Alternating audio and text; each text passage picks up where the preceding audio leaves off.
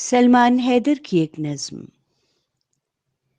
میں نے اپنے باپ کی انگلی تھام کر اپنے قصے کی گلیاں یاد کی تھیں۔ میں انہیں اسکول میں پڑھی جانے والی دعا کی طرح روز دہراتا تھا۔ یہ دونوں کام اکتا دینے والے تھے اور انہیں کئی برس کرنا پڑتا تھا۔ میں نے تنگ آ کر اپنی مٹھی کھول دی۔ اسکول کی دعا نے مجھے بھلا دیا اور گلیاں ناراض ہو کر سڑک اوڑھے لیٹ گئیں۔ ان پر سفید لکیریں تھیں جو مجھے نہیں پہچانتی تھی۔ تارکول میں ڈوبے ہاتھوں نے انہیں پیلے رنگ کی موٹی رسی میں بٹھ کر سیاہ بیل کی گردن میں باندھ دیا۔ اس کے پیر گول لوہے کے تھے۔ وہ اسٹیشن پر لگے برگد کے نیچے کھڑا رہتا تھا اور سب کے سامنے سگریٹ پیتا تھا۔ میرا باپ اس کے کندھے پر پیر رکھتا تھا تاکہ جادو کے اس برگد پر چڑھ سکے جسے میری ماں شہر کہتی تھی۔ اس درخت پر بیر اگتے تھے اور روٹیاں۔ سرخ مرچ کا سالن ماں توڑ کر لاتی تھی۔ چائے کی پتی کے ساتھ درخت کا مالک سورج تھا۔ اس پر اترتے چڑھتے میرے باپ کو اندھیرا اوڑھنا پڑتا تھا۔ اندھیرے سے تنگ آ کر ایک گھڑی گم ہو گئی اور 2 چوڑیاں گھر چھوڑ کر چلی گئیں۔ ماں نے انہیں ڈھونڈنے کو صندوقوں کے کونے کریدے تو وہاں ایک اسکوٹر رکھا ہوا تھا۔ اسکوٹر سورج سے تیز چلتا تھا اور رات کا کھانا گھر والوں کے ساتھ کھاتا تھا۔ میرا قد اسکوٹر کے برابر ہو گیا۔ تب اس نے میرے کان میں بتایا، شہر درخت نہیں ہوتے لیکن ان پر گھونسلہ بنایا جا سکتا ہے۔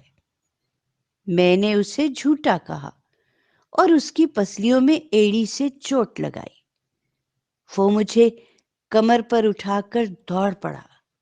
اس نے کہا، میں تمہیں آوازوں کے جنگل میں اتاروں گا جو دیر تک جاگتا ہے۔ نیند مت توڑنا ورنہ برگد کا درخت تمہیں بلائے گا اور پیلے رنگ کی رسیاں سانپ بن جائیں گی۔ ان کی پھنکار سیٹی جیسی ہوتی ہے اور سننے والے ان کے پیچھے چلتے اپنا راستہ بھول جاتے ہیں۔ میں نے آوازوں کے جنگل میں لفظوں کا بیوپار کیا۔ لفظ کھوکھلے تھے اور انہیں اونچی آواز میں بجایا جا سکتا تھا۔ اس کے بدلے مجھے گتے کا ایک ٹکڑا حاصل ہوا جس نے مجھے ایک پتلون خرید کر دی۔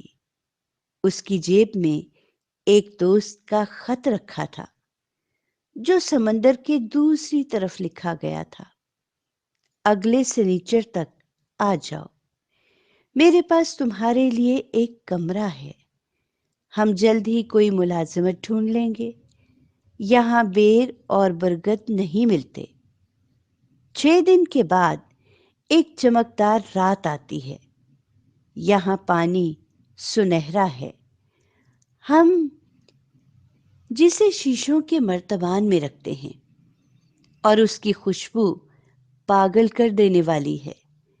یہاں خوش بدن لڑکیاں ہیں جو جھجکتی نہیں اور محبت کرنے کی اجازت دیتی ہیں۔